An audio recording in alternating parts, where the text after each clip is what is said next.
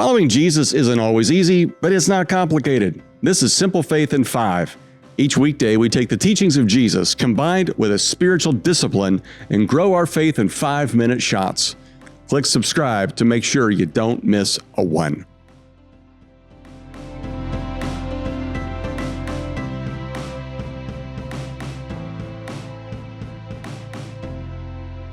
A woman I'll call Denise worked faithfully at the same company for over 20 years. She trained new hires, stayed late, carried extra load when others quit. When a management role opened, everyone assumed she'd get it. But when the announcement came, the job went to someone younger, less experienced, and Denise wasn't even interviewed. She felt invisible. She felt overlooked and cheated.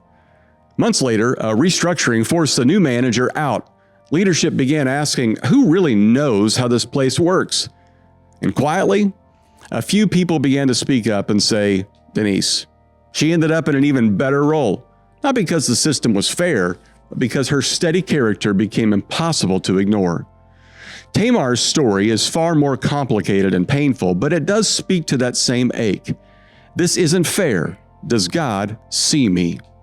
Today, I want to take you into one of the most surprising and redemptive corners of Scripture, a story tucked away in Genesis 38, a story many of us skip past because it feels messy, uncomfortable, and deeply human.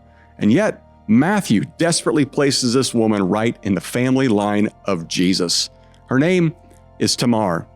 Tamar's story is not the neat, polished kind we're used to hearing in Sunday school. It begins with disappointment, injustice, and a woman quietly pushed to the margins. She married Judah's son, but died. According to custom, she was given to his brother Onan to raise up children for the family line, but Onan refused. Scripture says he withheld from her deliberately, and God judged him for it. Then Judah promised Tamar, his youngest son, Shelah. Just wait until he's old enough, he said, but years passed, and Tamar watched as the promise evaporated. She saw clearly what Judah hoped she wouldn't, that he had no intention of giving her Shelah. She was being left without a future, without protection, without the honor the family owed her. And this is where the story becomes difficult, but also where God starts shining lights through the cracks. Tamar disguised herself as a prostitute and waited for Judah by the roadside. Judah, thinking she was a stranger, went to her. Tamar conceived, and months later, when her pregnancy became known, the community prepared to execute her. But Tamar didn't lash out. She didn't shout accusations. She didn't expose Judah to public shame. Instead, she quietly sent the tokens he had given her, his seal, his cord, his staff, and simply said, please recognize these. In that moment, Judah's world stopped. He said, she is more righteous than I. Judah finally admitted what everyone else had ignored. It wasn't Tamar who betrayed the family. It was him. He had failed her. He had withheld justice, and Tamar, in her courage and quiet integrity, held up a mirror Judah could no longer turn away from. She gave birth to twins, Perez and Zerah, and Perez became the ancestor of King David and one day, Jesus. Now, Jewish tradition pours even more richness into Tamar's story. The rabbis lift her up as a woman of righteousness and dignity, a woman who acted not to manipulate, but to protect the family line that God himself had promised would become a blessing to the nations. They say she refused to shame Judah publicly, even though her life was on the line. And from this, they teach the powerful principle that it's better to face fire than to humiliate another person.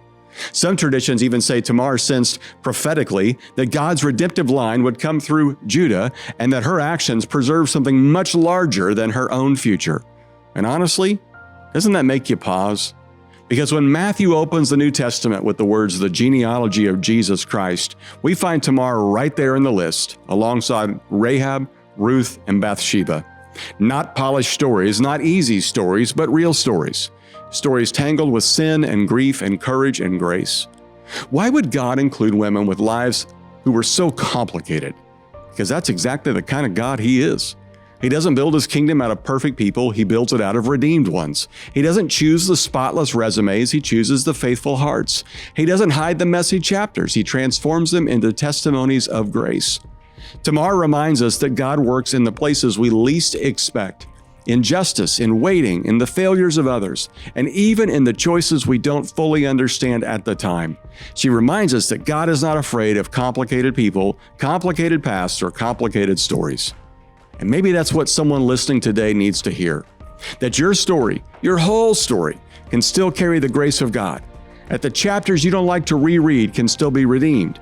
That God is weaving something larger, something holy, something purposeful, and even when the path is confusing or painful, God can use it. And Tamar's life teaches us this simple, beautiful truth. God's redemption doesn't wait for perfect circumstances. It meets us right in the middle of the mess, and it turns the unexpected into the unforgettable. Our spiritual discipline of the week is a practice called Lectio Divina, which simply means we focus on spiritual principles. Today, slowly read Matthew 1:1-3. And when you see Tamar's name, ask, Lord, where has my life been unfair?